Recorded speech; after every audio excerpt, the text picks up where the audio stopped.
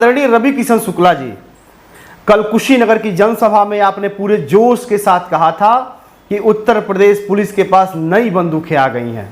जो बहन बेटियों पर हाथ उठाएगा उसे अगले चौराहे पर पुलिस उसका इंतजार कर रही है।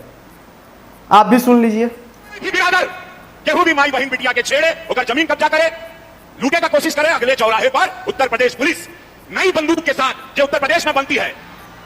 आजकल उत्तर प्रदेश में बंदूक बनाता हो, ब्रह्मोस रॉकेट भी बन रहा है, सड़क भी बन रहा है और बंदूक भी बन रहा है उन सारे जालिमों के लिए जो 2017 के पहले हमारे माई बहन बिटिया, गरीब किसान, पिछड़ा वर्ग के अत्याचार करते रहा। सुना आपने?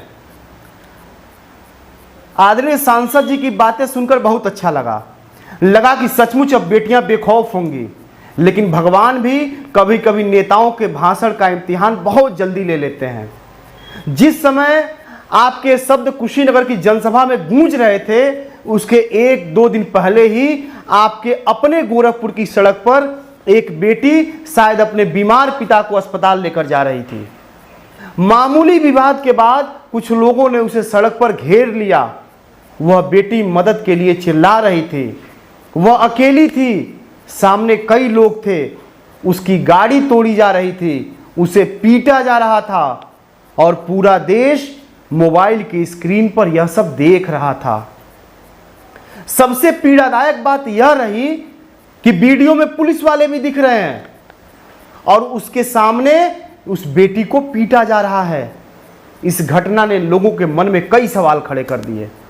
हालांकि मुझे पूरा भरोसा है कि पुलिस ने अब तक FIR दर्ज कर कार्रवाई प्रारंभ कर दी होगी। लेकिन जनता आपसे एक सवाल पूछ रही है सांसद जी, आपकी नई बंदूकें पहले आपके भाषण में पहुंची थी या गोरखपुर की सड़कों पर? क्योंकि जनता ने तो बंदूकें नहीं देखी, जनता ने एक बेटी की बेबसी देखी।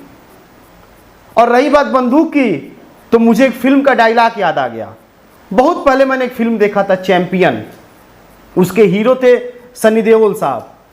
उस फिल्म में एक बहुत शानदार सीन है।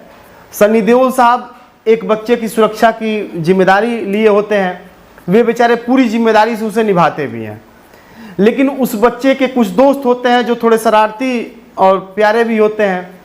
शुरुआत में सनी देओल साहब को वो सब परेशान करते रहते हैं। एक बार एक बच्चे को डराने के उद्देश्य से सनी देओल साहब अपने दोनों हाथ ऐसे ऊपर करके उठाते हैं ताकि उनके पिस्टल वो बच्चे देख लें और शायद उससे थोड़ा सा डर जाए। लेकिन हो उल्टा जाता है। वो बच्चा पूरी तेवर के साथ सन्नी देओल साहब को इग्नोर कर देता है और अपने दोस्त पांडु से कहता है, ए पांडु, ए समझा, इसे समझा। ऐसे हथियार बाजार में बहुत मिलते हैं, पर इसे चलाने के लिए जो कलेजा चाहिए वो मर्द लेके पैदा होता है। आम जनता भी यही अब जानना चाहती है कि बंदूक नई है कि पुरानी है। यह महसूस नहीं करना चाहती है। जब कोई बेटी सड़क पर मदद के लिए पुकारेगी तो अब बंदूक केवल दिखाने के लिए होगी कि कानून की ताकत बनकर उसके साथ खड़ी होगी। आदरणीय रवि किशन जी, अपने मंच से अपराधियों को चेतावनी आपने दे दी थी। अब समय है वही संदेश जमीन पर भी दिखाई दे, क्योंकि लोकतंत्र में असली ताकत हथियार में नहीं होती है। असली ताकत उस भरोसे में होती है जो एक कमजोर इंसान को यह विश्वास दिलाए कि वह अकेला नहीं है, उसके साथ इस देश का कानून खड़ा है।